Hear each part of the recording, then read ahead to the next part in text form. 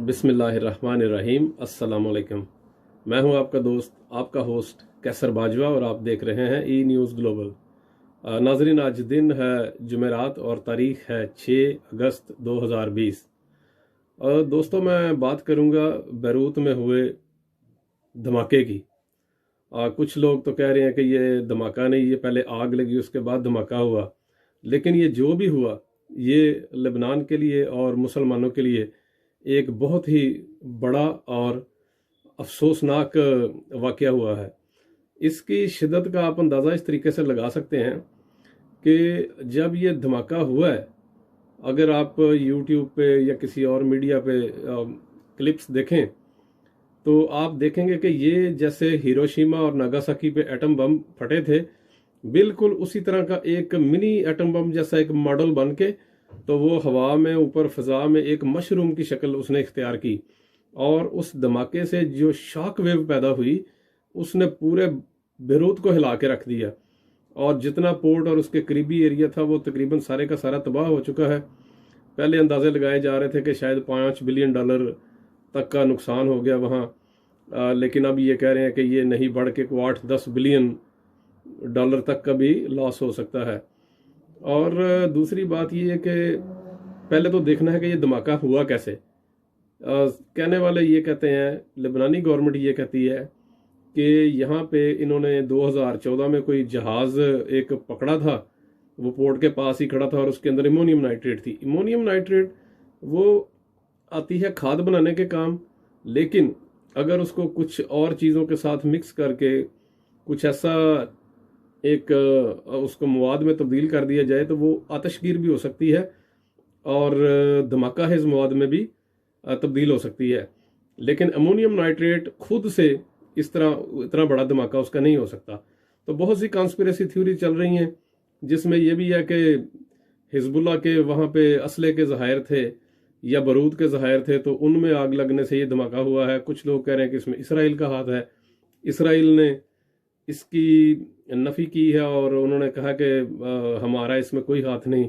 लेकिन अगर आप इसराइल मीडिया, इसराइली लोगों की खुशी या अमेरिकी सदर ट्रंप का जो बयान आया है, उन्होंने अपने बयान में जो लफ्ज़ इस्तेमाल किया वो हमले का लफ्ज़ इस्तेमाल किया है कि बरूत में जो हमला हुआ।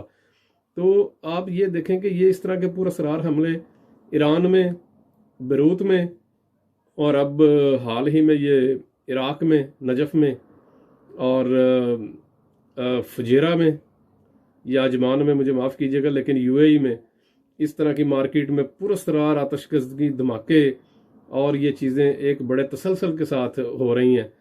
अगर ये इत्तेफाक है तो ये किसी वेस्टर्न कंट्री में क्यों नहीं हो रहा इस तरह के पुरअसरार धमाके और आग? ये सिर्फ मुस्लिम कंट्रीज़ के अंदर ही हो रहे हैं। तो इस बात की बड़ी बावसूख ज़राए से जो मुख्तलिफ फॉरेन मीडिया के हवाले से आ रही हैं खबरें कि इसमें इसराइल के हाथ का अमकान रद्द नहीं किया जा सकता, क्योंकि इसराइल के अखबार अब ये कह रहे हैं कि हमारे रास्ते की बहुत बड़ी एक रुकावट दूर हो गई है। तो इस तरह की बात से अभी इस बात को तकवीत पहुंचती है कि हो सकता है इसमें इसराइल का भी हाथ हो। क्योंकि देखें, आज टेक्नोलॉजी इस हद तक पहुंच चुकी है कि आप दूर बैठे रिमोटली भी किसी चीज़ को तबाह कर सकते हैं। और अगर आपके जासूस हैं उस मुल्क में, वो कुछ भी प्लाट वहाँ करके इस तरह के धमाके कर सकते हैं। या आप ड्रोन के ज़रिए या किसी और बड़े वो जो प्रीडेटर नामी इनके एक बगैर पायलट के जहाज़ हैं, उनके ज़रिए भी ये इस तरह तबाह किया जा सकता है। तो ये जो उस बज़ाहिर उसकी शक्ल नज़र आ रही है, वो ये धमाका तो है, लेकिन ये प्लांटेड धमाका लग रहा है, ये कोई इत्तफाकिया धमाका नहीं लग रहा। बहरहाल जो भी हुआ बहुत बुरा हुआ। सैकड़ों की तादाद में लोग शहीद हुए हैं और हज़ारों की तादाद में वहाँ पे ज़ख्मी हैं। अमदादी कार्रवाइयाँ जारी हैं, 3 दिन का सोग जारी है। और बैरूत तो पहले ही 1975 से लेके अब तक एक मुसलसल खाना जंगी का शिकार है और उसकी इकानमी बिल्कुल तबाह है। 3 लाख अफराद अभी इस धमाके की वजह से बेघर हो गए हैं। तो अल्लाह ही बैरूत के हाल पे रहम करे, उसके अवाम के हाल पे, क्योंकि इस वक्त बैरूत मुआशी और जो उसकी अंदरूनी स्टेबिलिटी है वो बिल्कुल ख़त्म हो चुकी है। तो इस सिलसिले में जो अमीर मुस्लिम ममालिक हैं उनको बढ़ चढ़ के बैरूत की तमीर नौ में हिस्सा लेना चाहिए और कोशिश करनी चाहिए कि जो लोग वहाँ मुतासर हुए हैं उनको दोबारा उस ज़िंदगी की स्ट्रीम में शामिल किया जाए, और ताकि लोग दोबारा से बैरूत को उसी तरह का खूबसूरत रोशनियों का शहर बना सके जिस तरह ये कभी हुआ करता था।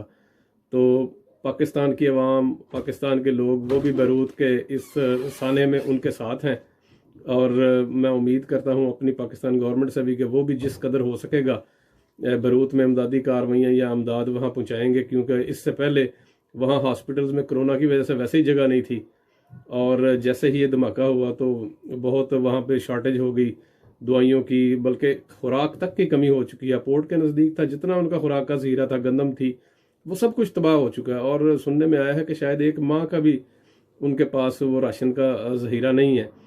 तो इसलिए तमाम मुस्लिम उम्मा से अपील है कि वो बैरूत के लोगों की, बैरूत की गवर्नमेंट की मदद करें। हमारी पाकिस्तान गवर्नमेंट, यूके गवर्नमेंट, ये सब बढ़ चढ़ के हिस्सा लें। और अवाम, अगर आप भी कहीं कोई कैंप लगा देखते हैं जिसमें बैरूत के मुसलमानों के लिए कोई अमदाद, चंदा, राशन वगैरह इकट्ठा किया जा रहा है, तो आप भी दिल खोल के उसमें बैरूत के अवाम की मदद करें। तो ये आज की बैरूत के हवाले से बात थी। मुझे अपनी दुआओं में याद रखें। अल्लाह आप सबका हामी नासिर हो। पाकिस्तान जिंदाबाद।